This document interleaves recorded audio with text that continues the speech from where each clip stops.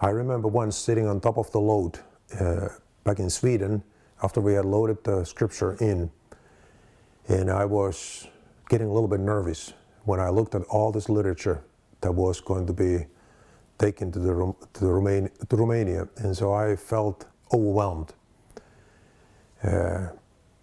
If back then you would be caught in a small automobile, or if you had scripture around your body, maybe they would take the car, interrogate you for a couple of days, or it could be that you would be locked up for a few days and then they would release you.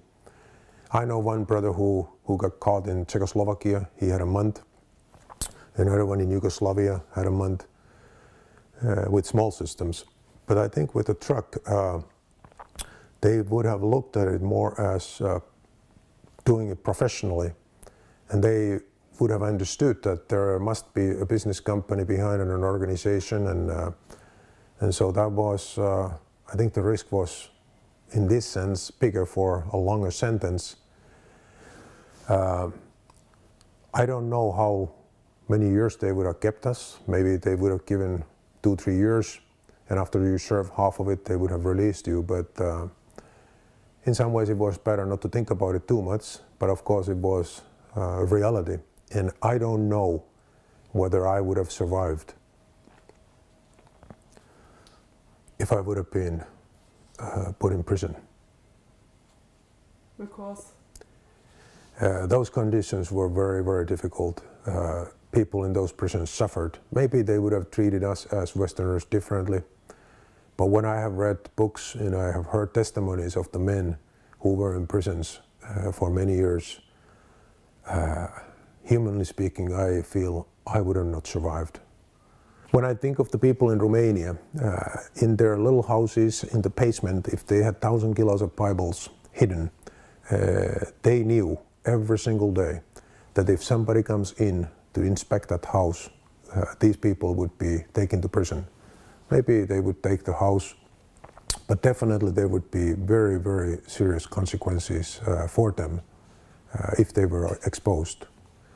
There was one brother in Romania, he got caught after he had received the Bibles from us, and he was transferring them from one place to another, and he was sentenced to prison.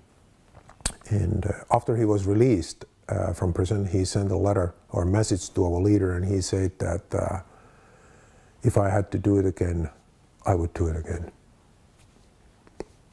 There were many scary moments during that time. Of course, at the border, sometimes we were really stretched in difficult questions. It was sometimes very uncomfortable. But I think the biggest risk was when you were visiting a contact, because if you were caught at the Romanian border, then you would be in trouble just yourself and with your friend.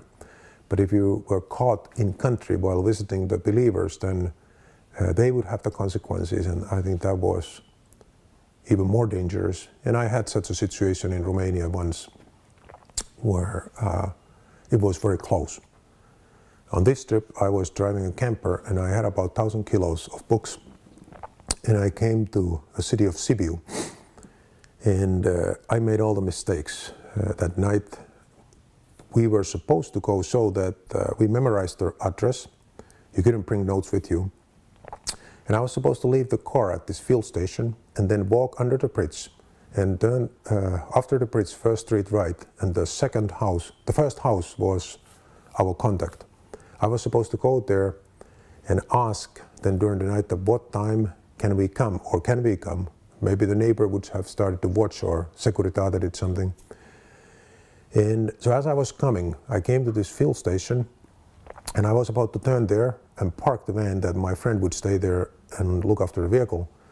And I looked out the window and I saw a whole bunch of police cars there. So I knew that I can't go there. And I continued driving, and I forgot all the rules that we had. And I parked right in front of the house of this brother. His name was Mirko Kokar. And I tried to open the gate, it was locked. So I had to jump over the fence, and this brother had dogs. The dogs began to bark, and I thought I'm waking up the whole neighborhood. And then I went to wake up the family there. They were an older couple.